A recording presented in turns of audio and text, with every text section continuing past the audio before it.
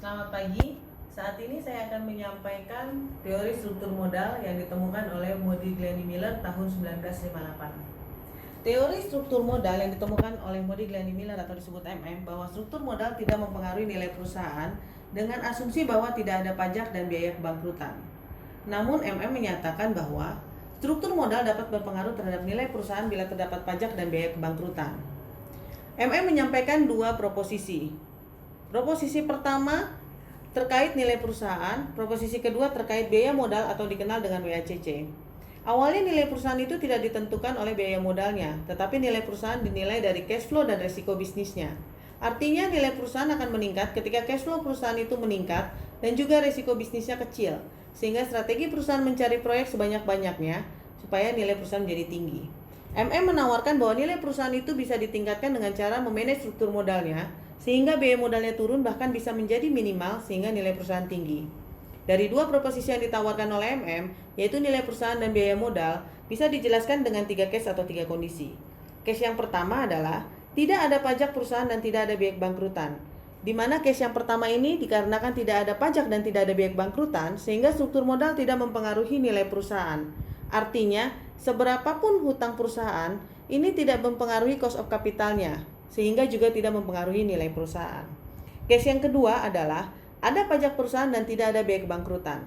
Implikasi dari case kedua ini adalah nilai perusahaan ini akan terus meningkat sepanjang perusahaan terus menggunakan hutang sebanyak-banyaknya, sehingga biaya modal akan terus turun. Perusahaan bisa berhutang sebanyak-banyaknya karena diasumsikan tidak ada biaya kebangkrutan. Dari gambar 2 ini terlihat nilai perusahaan terus meningkat karena adanya manfaat pengurang pajak dari penggunaan hutang yang terus dilakukan perusahaan. Pada gambar ketiga, menjelaskan bahwa dengan perusahaan berhutang terus dapat menurunkan biaya modal atau WACC yang berdampak pada naiknya nilai perusahaan. Case yang ketiga adalah ada pajak perusahaan dan ada biaya kebangkrutan. Di sini membantah case yang kedua, di mana case yang kedua menyatakan hutang yang sebanyak-banyaknya supaya biaya modal turun dan nilai perusahaan terus naik. Pada case yang ketiga, nilai perusahaan akan terus naik dikarenakan perusahaan menggunakan hutang sehingga mendapatkan manfaat pajak atau tax shield. Tetapi pada titik tertentu, perusahaan menghadapi adanya potensi finansial distress atau kebangkrutan yang akan menimbulkan biaya kebangkrutan, sehingga struktur modal perusahaan berhutang ada titik optimalnya. Di mana titik optimalnya? Pada gambar 4 terlihat, awalnya ketika perusahaan menggunakan hutang, biaya modalnya turun, sehingga berdampak terhadap naiknya nilai perusahaan. Tapi dengan meningkatnya hutang, pada titik tertentu, biaya kebangkrutan juga mengalami kenaikan. Biaya kebangkrutan mengeliminasi dan bahkan menghapus keuntungan dari manfaat pajak, sehingga biaya modalnya bukan turun tapi mulai naik.